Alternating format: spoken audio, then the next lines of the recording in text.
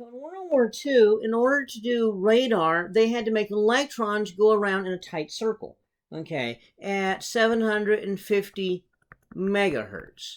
And so what we want to do is figure out how we're going to make it do that. And so, well, we need a uniform magnetic field. Okay, so you remember from earlier we talked about the cyclotron frequency. Cyclotron frequency will be Q, I'm going to average value of that, B over 2 pi M. Okay, so that means that we could solve here and figure out, we know that the charge is E for electrons, B over 2 pi M. That's mass of the electron there.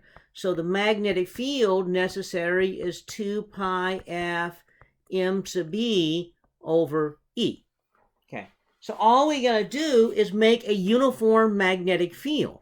Well, we can do that by having a solenoid.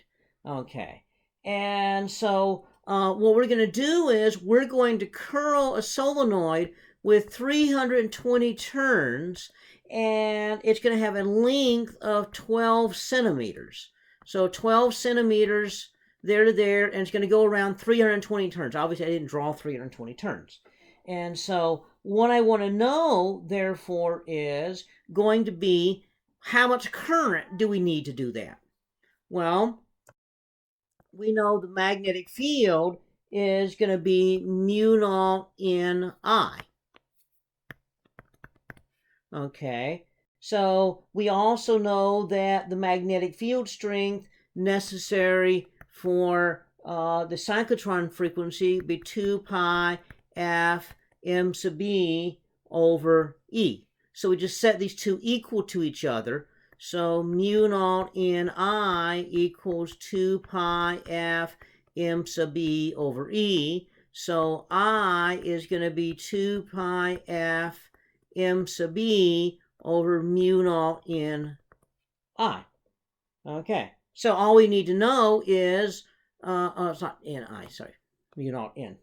Okay, E. Okay, so all we need to know is n. Well, that's pretty straightforward. That is n over L. So in this case, that would be 320 divided by 0.12 meters, because it's 12 centimeters. So that comes out to be equal to 2670 inverse meters.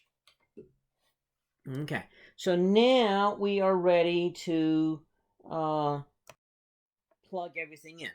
So I is going to be equal to 2 pi times 750 times 10 to the 6 hertz, 750 megahertz, times 9.11 times 10 to the minus 31 kilograms, and then divide by 1.602 times 10 to the minus 19 coulombs, and mu naught 4 pi times 10 to the minus 7 Tesla meter per amp, and then we had 2670, so 2670 inverse meters, and so I comes out to be 7.99 amps. So you need about 8 amps going through that solenoid to get you the magnetic field of sufficient strength that the electrons will spin at